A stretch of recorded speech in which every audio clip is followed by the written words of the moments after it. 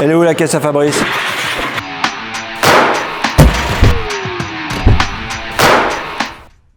Salut, bonjour pour la caisse à Fabrice, au Bibliobus aujourd'hui. On a reçu plein de choses. Bon, on a reçu beaucoup de polars là aujourd'hui.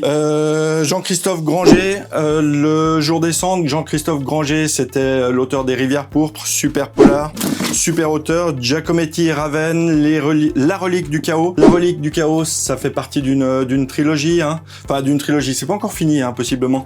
C'est la saga du Soleil Noir. Des très très chouettes polars. Franck Tillier, Il était deux fois. Super amusant, une couverture qu'on peut voir dans les deux sens.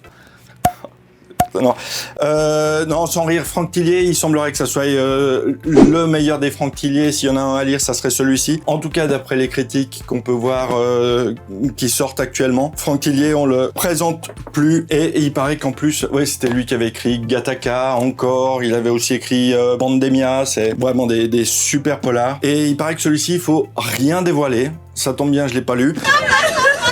Donc je ne vous dévoilerai rien là-dessus. Encore un polar. Camilla Legberg des... Ça s'appelle Femmes sans merci. Alors là, par contre, il paraît que c'est pas son meilleur, mais elle a laissé tomber son héroïne Erika Falk. C'est du polar suédois. Et elle s'attache à la vie de trois femmes qui sont mariées, qui sont pas super heureuses dans leur mariage. On dirait des histoires de vengeance, des femmes qui reprennent leur vie en main, mais ça passe par la vengeance. J'espère qu'il doit y avoir du sang. Leila Slimani, Le pays des autres. Leila Slimani, elle n'aura pas le Goncourt avec celui-ci. Eh non. Parce qu'elle l'a déjà eu en 2016. Le pays des autres, c'est basé un petit peu sur... Enfin, c'est pas basé un petit peu, c'est basé sur l'histoire de ses grands-parents. C'est l'histoire de Mathilde et Amine. Mathilde rencontre Amine, qui est marocain, qui est dans l'armée française. Elle va le suivre au Maroc et... elle va le suivre dans le pays des autres. C'est un livre sur l'immigration, sur les difficultés de l'immigration. C'est aussi un livre sur la colonisation, sur le Maroc. Très, très intéressant. Et vous voulez ranger comment vos livres de Nicolas Caro. Alors ça, c'est assez rigolo. C'est des interviews sur comment est-ce que vous rangez vos livres. Donc si vous voulez savoir comment Dave range ses livres, ou Sylvain Tesson, oubliez pas de passer prendre La Panthère des Neiges, un super bouquin. Donc si vous voulez savoir comment les gens que vous aimez, Jeanne Chéral par exemple, vous connaissez pas Jeanne Chéral? Non mais allô quoi. Il faut écouter Jeanne Chéral.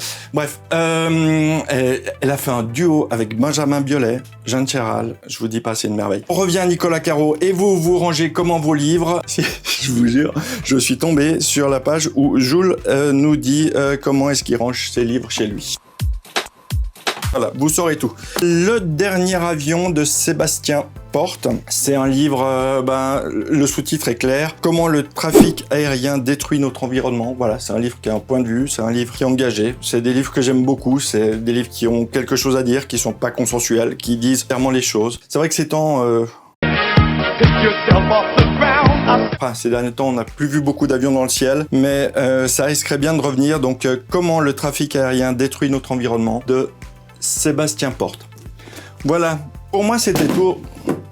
Faut faire attention avec les livres à la bibliothèque. Alors, ça m'a fait plaisir de vous voir, de partager un petit peu ces arrivées de nouveautés.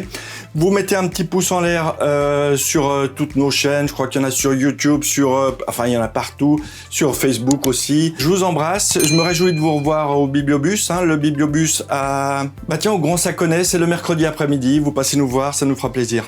Ciao, ciao.